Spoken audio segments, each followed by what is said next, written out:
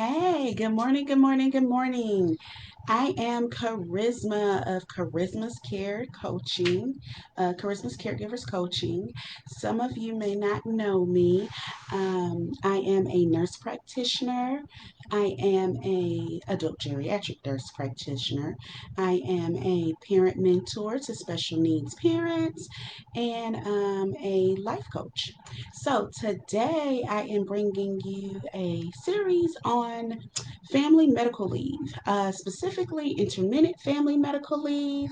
I want to talk to you about how to use it as a caregiver, but also the ins and outs of it about COVID. So this could be for just about anybody. Um, so I just want to say good morning and happy Friday. So, wanted to tell you about family medical leave. There has been a lot of changes and updates in the family medical leave, especially with COVID going on.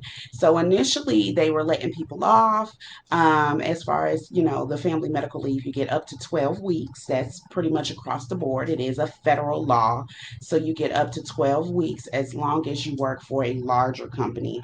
If your company has, I believe it's less than 50 employees, then this does not count towards you because they need those 50 employees so that they can operate their business. So if you work for a smaller company with under 50 employees, then this you don't get family medical leave. But if you work for a company that has over 50 employees, then you qualify for the family medical leave. So basically, that gives you 12 weeks of unpaid leave. Unpaid. It just requires them to hold your position at your job.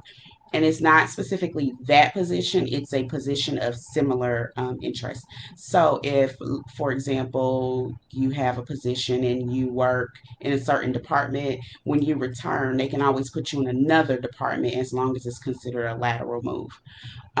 So they have to hold your position for up to 12 weeks. So the difference is right now with COVID is that they only have to hold your position if you are ill or you have a family member that is ill.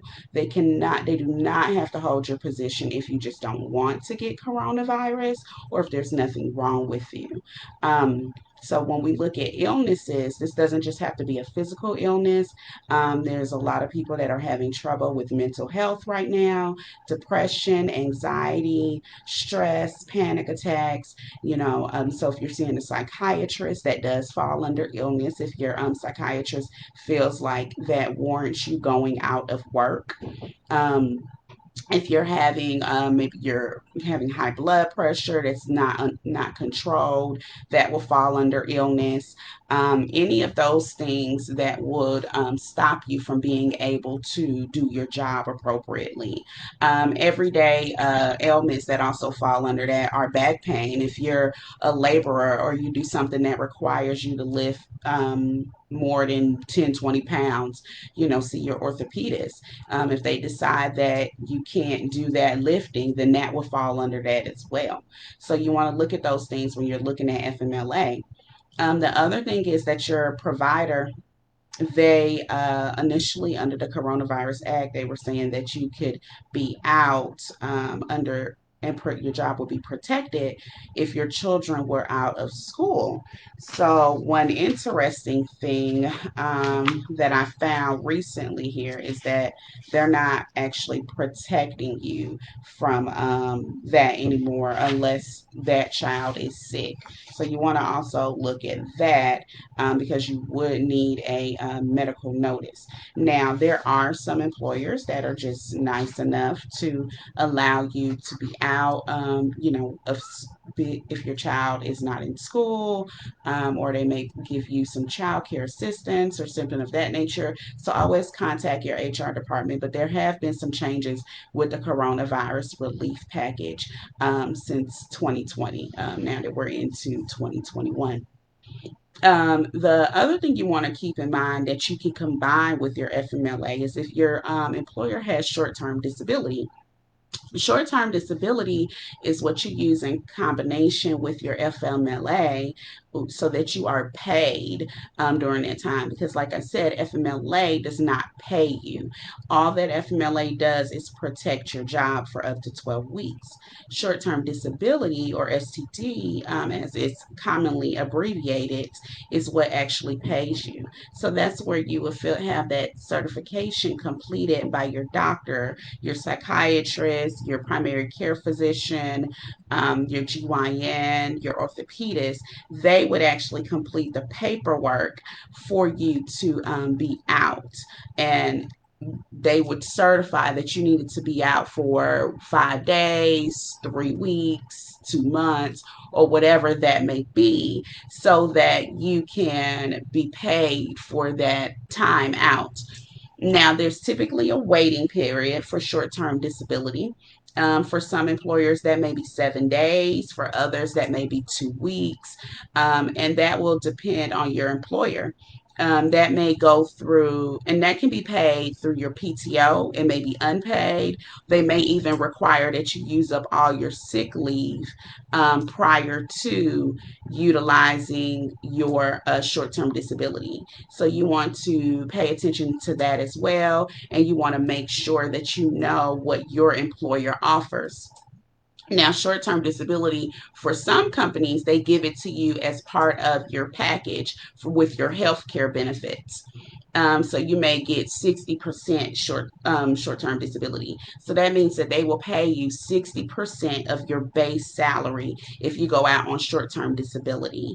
Um, some companies do allow a buy up, so they will allow you to purchase an additional 20% or even an additional 40%, which will pay you 80% of your salary if you go out, or will pay you 100% of your salary if you go out on short term disability. So you want to keep that in mind, but you typically have to make those choices during open enrollment. So you want to check your benefits to see if you have short-term disability, because that can be used concurrently with family medical leave. And like I said, that does have to be certified by the physician. Now, you want to be very clear that short-term disability is only used for your disability. So if your mom, your dad, your children are sick, you do not qualify for short-term disability. You do, however, qualify for family medical leave. So make sure you know the difference. So you can use family medical leave if you're sick, or any of your family, your immediate family is sick that you're caring for. You can add on short term disability if you are sick, because it's disability pay for you. And short term disability normally goes up to 3 or 6 months, depending on your company. After that, then you have to apply for long term disability. And long term disability is typically paid at a lower rate, 40 to 50%. And by that time, those 12 weeks of FMLA have lapsed, and you can no longer, that job is no longer held for you with long-term disability. But that's a whole different topic. So we're going to stick to the short-term disability. Um, the other thing that I want you all to be aware of is intermittent leave. So you have your continuous leave. So if your doctor decides you need to be out for 4 weeks, that's considered continuous leave. But another thing that a lot of people aren't aware of is that there is intermittent FMLA leave. This is really good for caregivers, people that are taking care of mom, dad, sister, brother, their children.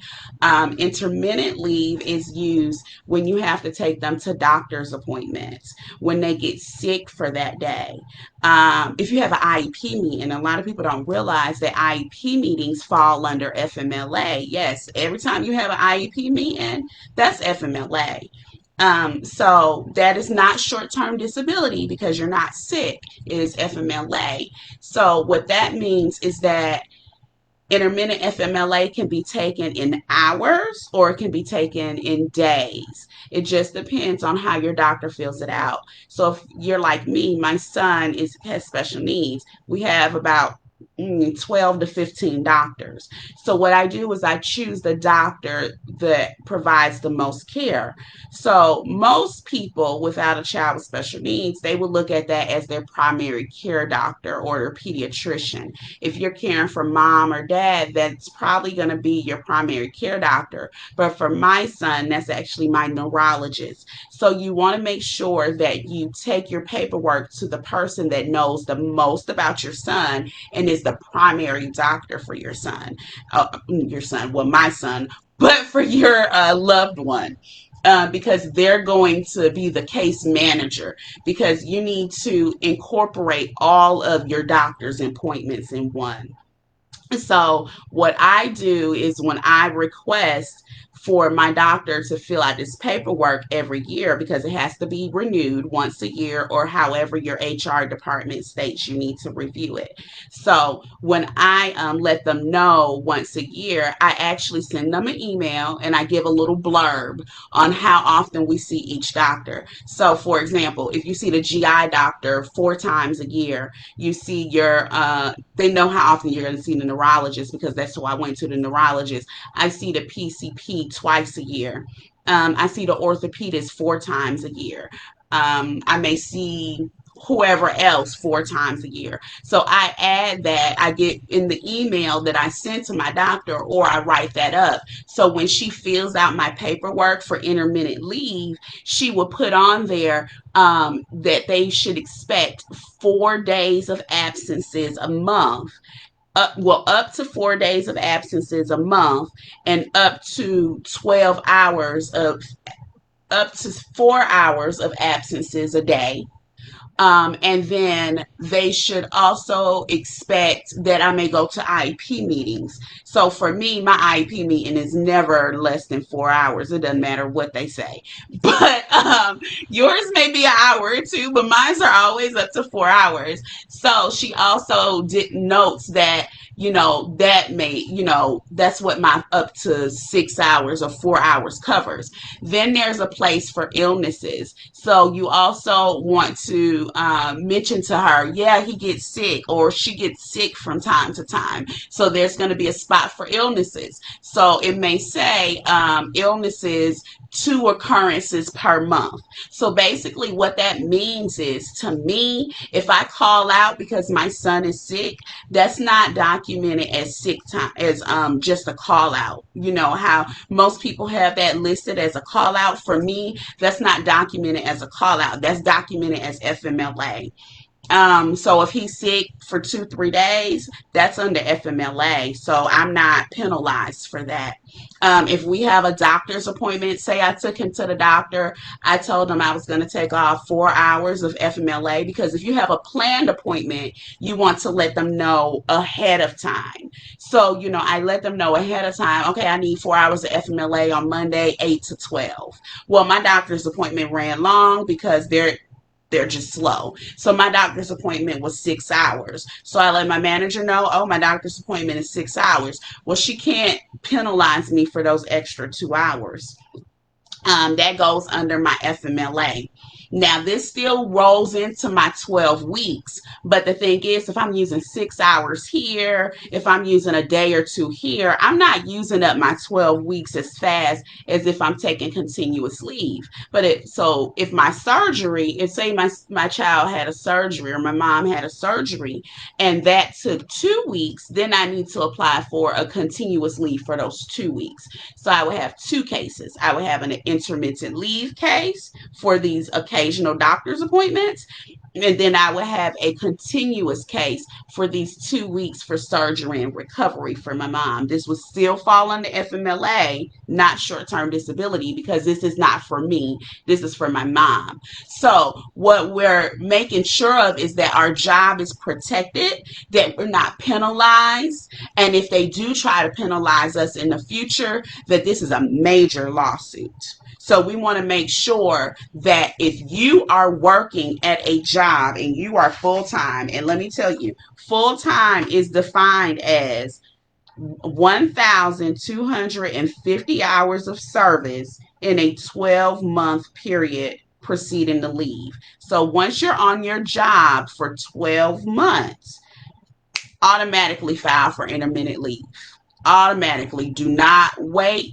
Once you have that next doctor's appointment, you go ahead and put in a claim for intermittent leave because you know that another doctor's appointment is coming. You know they're going to get sick at some point. You know that you're going to need this. So don't wait. Put the claim in, take it to your doctor, fax it to your doctor so that they can have it put in.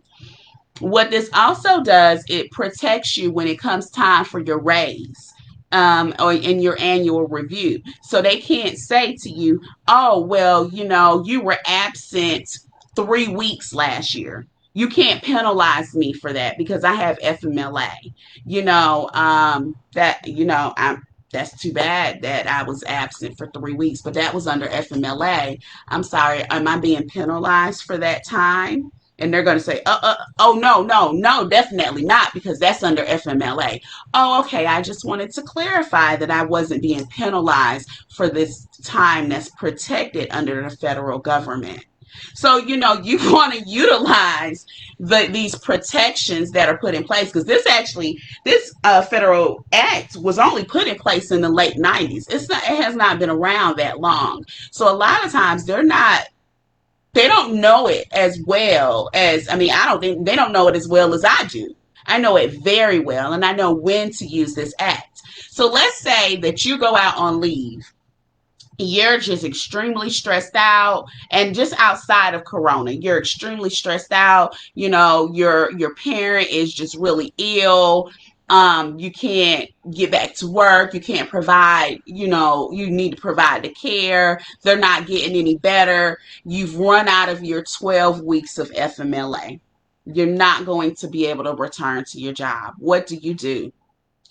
Well, little known fact, you can apply for unemployment.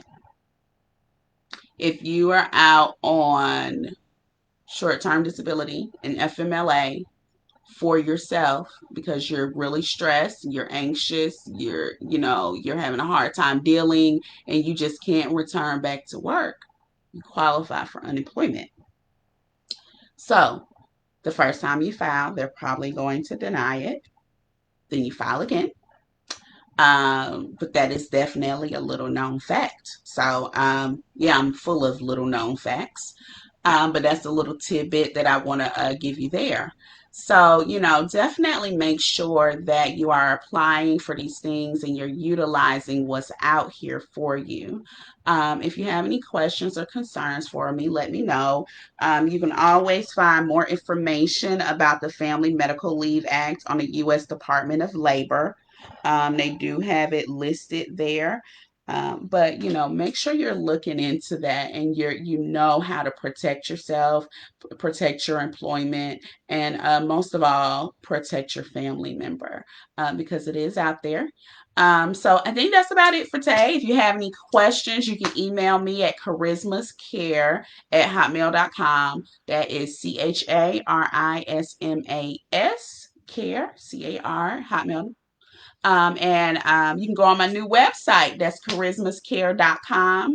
Again, charisma with an S, care.com. So I look forward to seeing you all later. If you missed me, there will be a replay, but make sure you know about your FMLA. Make sure you know about your intermittent leave.